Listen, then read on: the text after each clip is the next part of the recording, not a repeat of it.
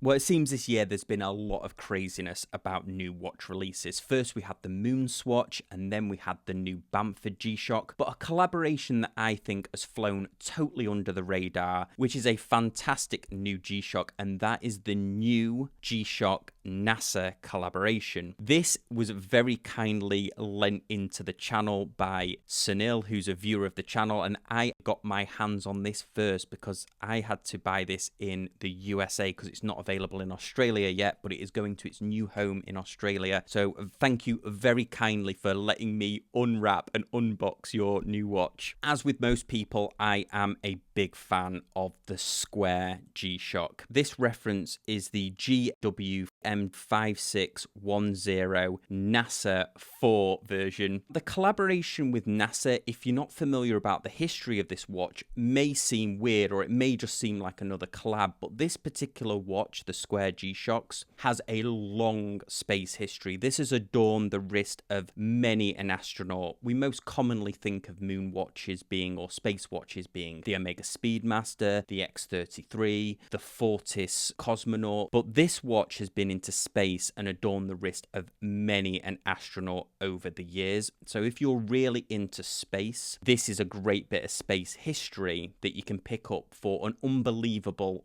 $170. Yeah, it's a little bit more than the standard version of this, but I think it is well worth it. Let's take a closer look at this watch. This isn't your standard square G-SHOCK. This has everything you'll need on it. Multi-band 6, solar for charging, which I think gives it a leg up over the recent Bamford G-SHOCK which was released, because that was just the standard module. It didn't have solar, it was just the standard time-only module. I think the only improvement they could have made to this watch is to have the addition of Bluetooth as well, which I also think would have tied into that space futuristic design. They've also color-coded this to the astronaut's jumpsuit, and they've gone to great lengths to make sure it matched. And this is one of the standouts of this. Even though it's an orange G-SHOCK, it doesn't have that fluorescent orange to it.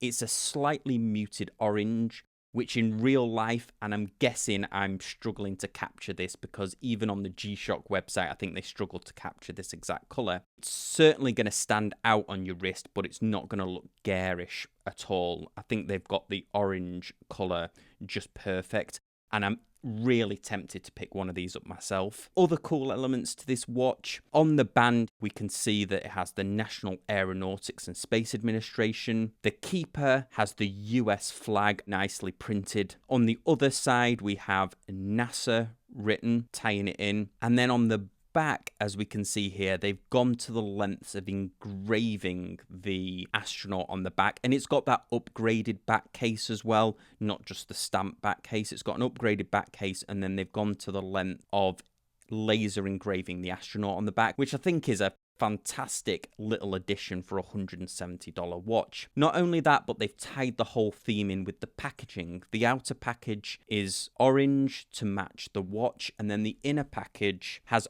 one of the coolest tins that I've ever seen G-SHOCK make. Has a blue lid with the US flag and G-SHOCK written on it, and then around we have a paintwork that looks like the ripples of the jumpsuit, and then we have the US flag printed. I'm really impressed with this little G-SHOCK. I think the only improvements could be if they made a version with Bluetooth to tie that new technology in. I also feel protection and then G-SHOCK, I think they could have added black paint to that to tie it in with the strap, and maybe the tang and buckle could have also been done in a black color as well to keep the watch very black and then orange to tie it all together. As I mentioned, I think it's got a leg up over the Bamford version because this has the solar, has the multi-band 6. If you live in a region where you can't pick up the multi-band 6, or you're too far away from your nearest mast, there are apps available for Android and iOS that will fool the watch into thinking it's speaking to a radio mast. I've used this with great success. If I can find one, I'll leave a link in the description down below, but just have a look on the Google Play Store or the Apple iOS Store. A big thanks to Sunil for letting me get my hands on this before he even got an opportunity to see it in the flesh. I think you're going to be very happy with this. I think this is a great pickup. I don't think it's limited, limited, but